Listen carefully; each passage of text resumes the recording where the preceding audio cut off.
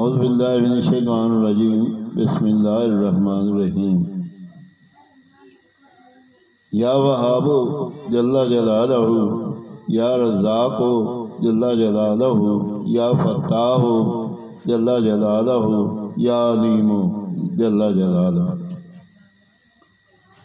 یا وہاب بہت دینے والا، جو شخص فکر و فاقہ میں گرفتار ہو وہ کثرت سے اس اسم کو پڑھا کرے یا لکھ کر اپنے پاس رکھے۔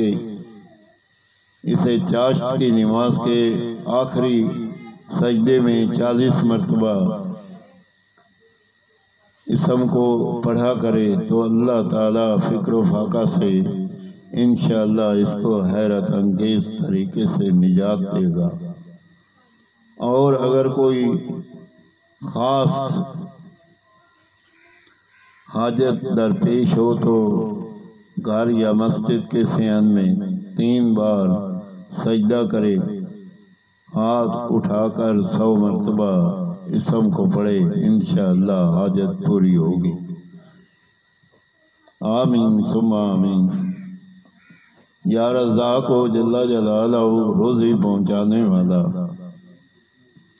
جو شخص نماز صبح سے پہلے اپنے مکان کے چاروں کونوں میں 10 مرتبہ اس اسم کو پڑھ کر دم کرے گا، اللہ تعالیٰ اس پر رزق کے دروازے کھول دے گا اور بیماری اور مفلسی اس گھر میں ہرگز نہ آئے گی۔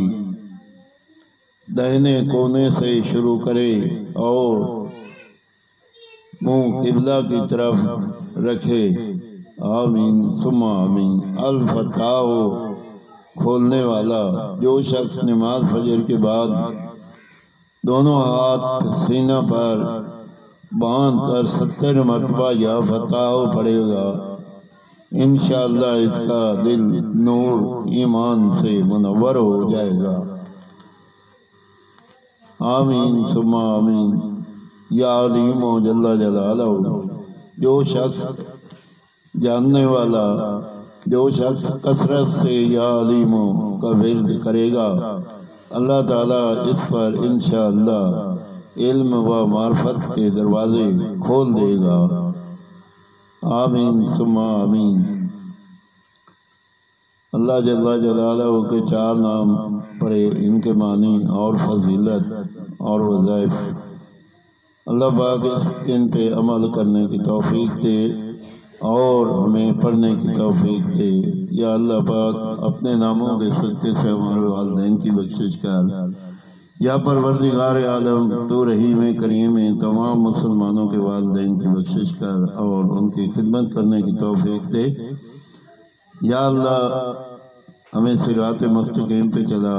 یا اللہ پاک ہم گنہگار لوگ ہیں، جو پریشانی ہمارے گھروں میں ہے یا باہر ہے یا کہیں بھی ہے وہ دور فرما۔ یا اللہ رزق روزی کی پریشانی، قرضے کی پریشانی، بیٹیاں گھر میں بیٹھی ہیں ان کی پریشانی، اور بھی کئی مسائل ہیں، یا اللہ ان سے ہمیں بچا اور ہمارے لیے رزق کے دروازے کھول دے، کامیابی کے دروازے کھول دے۔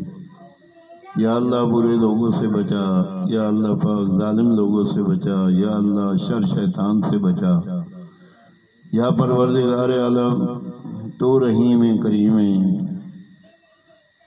تیرے دروازے پہ آئے ہیں، یا اللہ ہماری جھولیاں رحمت سے بھر دے۔ حضور پاک نبی کریم صلی اللہ تعالیٰ علیہ وسلم کی سنت کے مطابق عمل کرنے کی توفیق دے۔